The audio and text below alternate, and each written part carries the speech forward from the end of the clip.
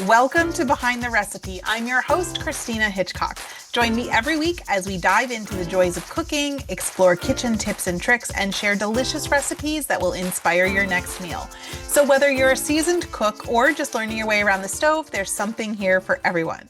Now, real quick, before we jump into today's episode, I want to let you know that I've launched something delicious and you have to see it. My brand new website, cakemixrecipes.com, is your go-to for ridiculously easy desserts made with boxed cake mix and other pantry staples.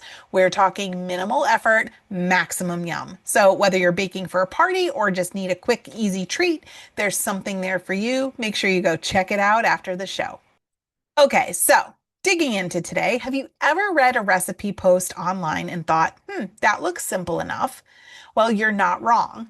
But behind every recipe post you see on the internet is a whole lot more than just cooking and snapping a photo. So today I'm going to give you a little peek behind the scenes scoop on what goes into creating a single recipe post on my site, from the first idea all the way to hitting publish. It's messy, rewarding, and sometimes includes total kitchen flops. So let's pull back the curtain, shall we? So the first step in creating recipe content for my site is always planning and brainstorming. And it all starts with a little inspiration. So maybe it's a seasonal ingredient or something that's trending, or maybe a nostalgic recipe from my childhood. I keep a giant library of recipe ideas, and trust me, there's a lot in there, and it's a mix of good, bad, and the what was I thinking collection. Now, once I pick a recipe to work on, I outline what I want it to be, right? Do I want it to be easy, weeknight friendly, made with pantry staples? What makes a true keeper as far as recipes go. So the brainstorming, I do spend a lot of time there, a lot of time really planning and organizing things and really mapping out where I see the recipe going. Then we move into recipe development and testing. And this is where the fun really starts happening. And I get to get into the kitchen and start testing the recipes. Sometimes, actually many times, right? More than once. Or usually more than once, I'm making that recipe. There are some times when my family is so sick of eating whatever it is I'm testing. They're like, we cannot eat this pasta dish again. We're sick of it. But as we go, I'm tasting, I'm tweaking, I'm adjusting spices, cooking time, or sometimes even the method. And I really want to make sure that it's foolproof for you and that what I've done and what I've put together will work in your kitchen with the tools that you have. And sometimes this is one of the steps in the process that I've gotten much better at with experience. So in the beginning, it took me much longer to do the testing. Now I have a pretty good sense from reading recipes and writing recipes what will work and what won't. And now they're more often they come together on the first or second try. But there are some times, I'm not going to lie, especially when it comes to baking things, that it could take 4 or 5 rounds to get the recipe right. There was a time I tried to make a no-bake cheesecake that ended more like cheesecake soup than cheesecake. So that one didn't make the blog. And I have a whole collection of the recipes that never saw the light of day on the internet. And that's why, I only like to share recipes that are keepers with you. I don't like to share things that aren't going to work. So after I've done the testing and I feel like I have a good solid recipe, then we move on to photographing. And when the recipe is dialed in, I make it again. And this time it's for photos. So this is where I'm pulling out my props. I'm, finding my special plates. I have a whole cabinet full of single plates in different colors, shapes, sizes, textures, all the things. I often said someday if I have to clean this out, somebody's going to get a nice collection of onesie pieces of silverware, onesie plates, all that stuff. And there are many times when I'm photographing things. Now, I don't photograph in the kitchen. I bring it into my office to do it, where I have a table with my lights set up. So I'm often carrying in baking trays loaded with ingredients and finished dishes and plated dishes and hot pots of food all coming in here. And I'm balancing a spoon in one hand, a camera in another, and I'm on a step stool. And I'm a klutz, so this is always a recipe for disaster. But natural lighting doesn't cooperate in Northeast PA ever. Like right now, it is pitch black outside and raining, so I could not use natural light. So I have to use artificial light.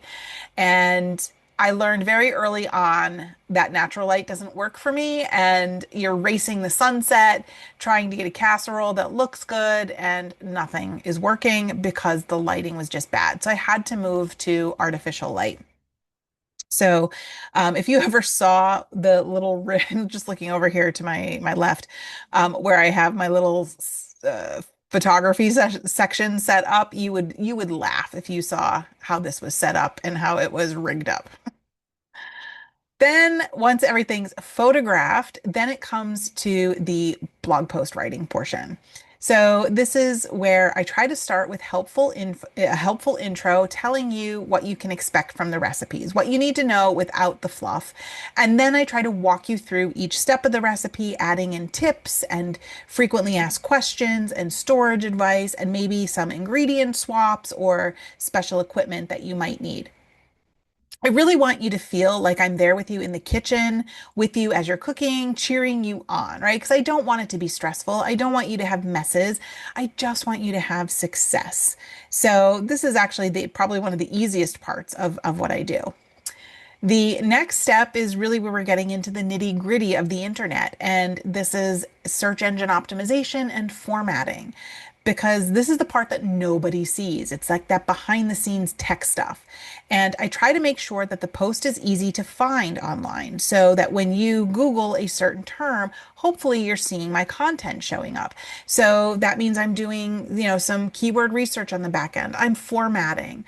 I'm checking accessibility, making sure it can be pulled up on desktop and mobile and that everything loads quickly. And this really isn't the fun part by any stretch, but it's so important so that you, the end user, can actually find and use the recipe that I spent all this time creating for you. Then it moves into promotion and publishing. So when everything's ready, I schedule the post to go live on my site. I share it on social media. I email it to my subscribers. If you're not already on my email list, make sure you get on there. And sometimes I even tee it up so that I can make a video to go with it. That's usually a whole separate animal in and of itself. So from start to finish, a single recipe post can take several days in a lot of coffee.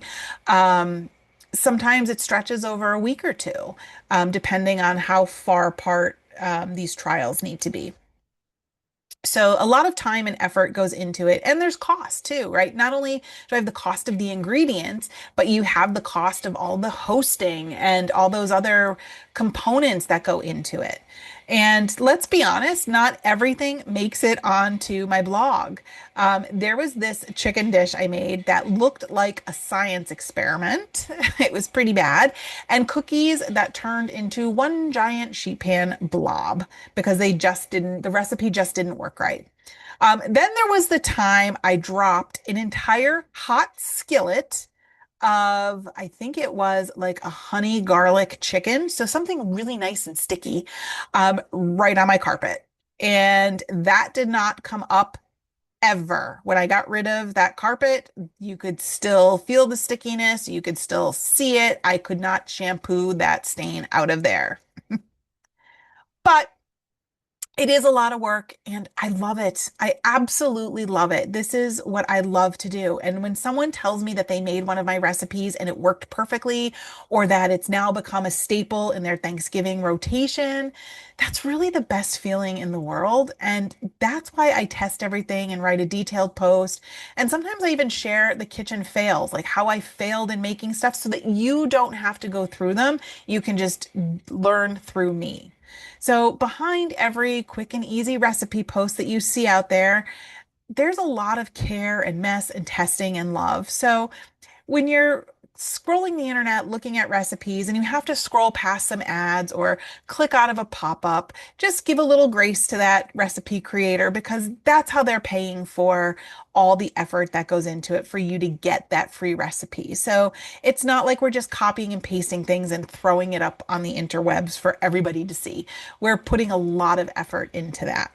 So I hope this episode gave you a little insight into what kind of goes on behind the scenes with us. We didn't even touch on the whole video end of it. That's, like I said, a whole other beast in and of itself.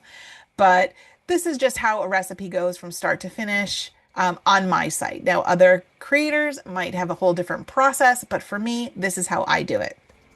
Thank you so much for tuning in to today's episode of Behind the Recipe. I hope you enjoyed our conversation and picked up a few tips or recipes to try in your kitchen. And if you love this episode, don't forget to subscribe. Can't say that. Leave a review and share it with your friends. And of course, I'd love to hear from you. So send me your questions, your feedback, or even your recipe ideas. Just head over to itisakeeper.com/BTR. And don't forget to check out my new site, cakemixrecipes.com. It's full of easy recipes made with pre-packaged mixes and pantry staples. Until next time, happy cooking, and remember, everything's better when shared in the kitchen.